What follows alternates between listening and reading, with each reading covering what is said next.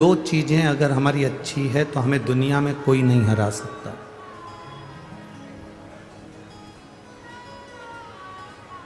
दो चीजें अगर हमारी श्रेष्ठ है तो हमें दुनिया में कोई नीचा नहीं दिखा सकता। एक हमारा विचार, एक हमारा व्यवहार। एक विचार और एक व्यवहार, ये दो चीजें श्रेष्ठ हो।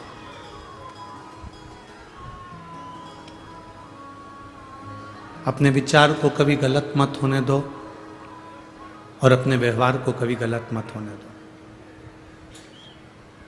घर में बैठे रहते हैं, परिवार में बैठे रहते हैं तो गलत चीजें सोचने में आती रहती है। क्यों सोचना?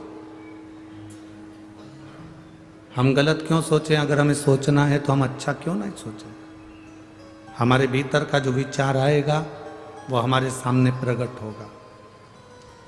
हम किसी व्यक्ति के लिए, आप 7 ताले में बंद हो जाओ, कमरे में बंद हो जाओ, किसी कमरे के अंदर बंद होकर किसी के लिए गलत सोचना चालू कर दो, वो खुद अपने आप आपके लिए गलत सोचना प्रारंभ कर दे। आप अगर किसी के लिए गलत सोच रहे हो तो वो व्यक्ति आपके लिए गलत सोचेगा, ये पक्का है।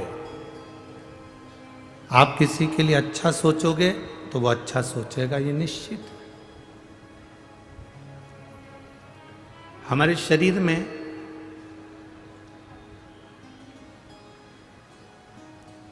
तीन स्थान ऐसे हैं जिससे हम परमात्मा को पुकारते हैं।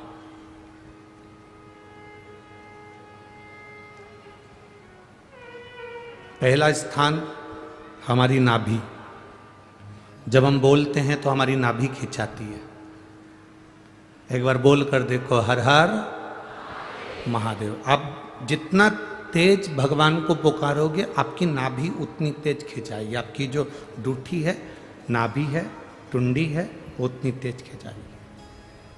अब यहाँ नाभि को क्या कहते हैं हमें नहीं मालूम, पर पेट पर जो नाभि होती है, डूठी होती है, वो खिंचाएगी।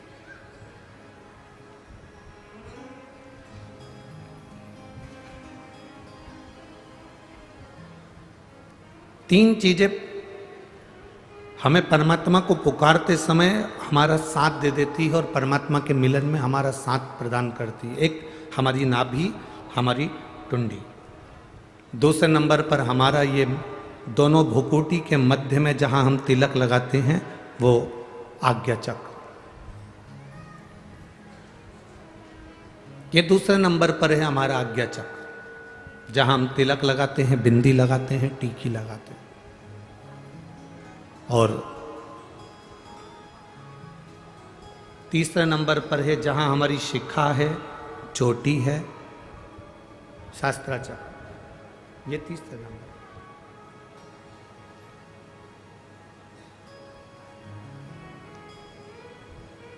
जिस समय जो व्यक्ति ज्यादा बीमार पड़ जाता है, बहुत बीमारियों से ग्रसित हो जाता है, बहुत मात्रा में उसको अगर बीमारी ने घेर लिया, तो शंकर जी पे चढ़े हुए जल का 3 जगह पर अगर वो स्पर्श कर लेता है तो उस व्यक्ति को 15 दिन के अंदर दवाइयां काम करने लगती हैं और वो आराम लगना प्रारंभ हो ही जाता है। कितना भी बीमार व्यक्ति, डॉक्टर कह रहा है इसका अगर 8 दिन के अंदर फीवर नहीं उतरा, 8 दिन के अंदर इसको आराम नहीं लगा तो फिर इसको भर्ती करना पड़ेगा। 10 दिन के अंदर इसको आराम नहीं लगा तो फिर इसको हॉस्पिटल भेजना पड़ेगा। 15 दिन के अंदर अगर इसको आराम नहीं लगा तो हमको ये करना पड़ेगा। 3 जगह पर शिव जी के चढ़े हुए जल का स्पर्श कराओ। शंकर जी पे चढ़े हुए जल को लेकर आओ कटोरी में, लोटे में, उसका स्पर्श हमारी नाभि पर हो, उसका स्पर्श हमारे जहाँ हम तिलक लगाते हैं उस जगह पर 3 उंगली से उसका स्पर्श, ब्रह्मा विष्णु महेश हमारे आज्ञा चक्र पर उसका स्पर्श हो, और उसी जल का स्पर्श हमारे मस्तक पर। आप 4 से 5 दिन लगातार भगवान शंकर पे चढ़े हुए जल का स्पर्श 3 जगह पर करते रहेंगे तो व्यक्ति कितनी भी बीमारी से घिरा हो उसको 15 दिन के अंदर उठकर खड़े होना ही पड़ता है।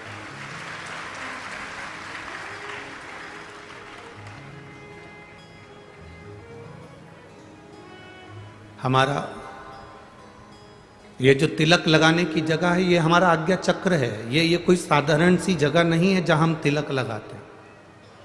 जहां मेरी जीजियां मस्तक पर बिंदी लगाती हैं, टीकी लगाती हैं, मेरे भाई लोग मस्तक पर तिलक लगाते हैं, ये जगह कोई साधारण नहीं है। ये भक्त को खींचने वाला, भगवान को खींचने वाला, प्रभु की तेज पुंज को खींचने वाला स्थान है ये हमारा आज्ञा चक्र। एक लड़की मस्तक पर तिलक नहीं लगाए, उसकी शादी हो चुकी है और माथे पर बिंदी ना लगाए, गले में मंगलसूत्र ना पहने, हाथों में चूड़ियां ना पहने, पाँव में बिछुड़ी ना पहने, मांग में सिंदूर ना भरे, और वो स्त्री ऐसे ही घूमे ना, तो कोई भी उसको अपशब्द कह सकता है, कोई भी उसको ताने दे सकता है, कोई भी उसको आड़ा टेढ़ा बोल सकता है। पर अगर वो स्त्री के मस्तक पर बिंदी है, मांग में सिंदूर भरा है, गले में मंगलसूत्र, पाँव में बिछुड़ी, हाथ में चूड़ा है, किसी में इतनी सामर्थ्यता नहीं कि उस पर उंगली उठा दे, क्योंकि उसकी बिंदी में, उसके आज्ञा चक्र में उतना बल होता है, उसके आज्ञा चक्र में इतना बल है, उसके मस्तक पर इतना बल है। चलो और सरल भाषा में समझ लो, तुम ट्रेन में सफर कर रहे हो, आप सबसे निवेदन करेंगे आप ट्रेन में सफर करो और सफर करते करते आपके सिर पर तिलक नहीं लगाओ, कोई कुंकू हल्दी कुछ भी तुम्हारे मस्तक पर तिलक नहीं लगाए, और तुम ट्रेन में जाकर बहुत भीड़ हो रही है और वहां जाकर तुम खड़े हो जाओ, जाने की तैयारी करो, कोई तुमको जगह नहीं देगा। पर यदि तुम्हारे मस्तक पर तिलक लगाए, तुम जो लगाना चाहो, बिंदी लगाओ, नारायण तिलक लगाओ, तुम जिस पंथ के उस पंथ का तिलक लगाओ, चाहे तो त्रिपुंड खींच लो, चाहे तिलक कर लो, और तिलक लगाकर आप ट्रेन में चढ़े तो कोई ना कोई ऐसा बंदा मिल ही जाएगा जो आपको सीट दे देगा या आपको बुलाकर अपने पास में बिठा देगा। ये आज्ञा चक्र है हमारा। जब हम भगवान देवाधिदेव महादेव को, हम तो माताओं से भी कहते हैं, हम पुरुषों से भी कहते हैं, हम बच्चों से भी कहते हैं, हम सबको एक निवेदन हमेशा करते हैं, आज फिर कह रहे हैं। 40 गांव की पवित्र भूमि से हम तो इतना कहना चाहेंगे कि आप अगर शंकर जी के मंदिर में जाते हो, जल लेकर आते हो, आचमन करते हो, तो वहां से जब आओ तब उस भगवान शंकर के चरणों के उस जल को अपनी नाभि स्थल पर, अपने मस्तक पर और अपने सिर के ऊपर उस जल का स्पर्श जरूर करें, उसका फल मिलेगा।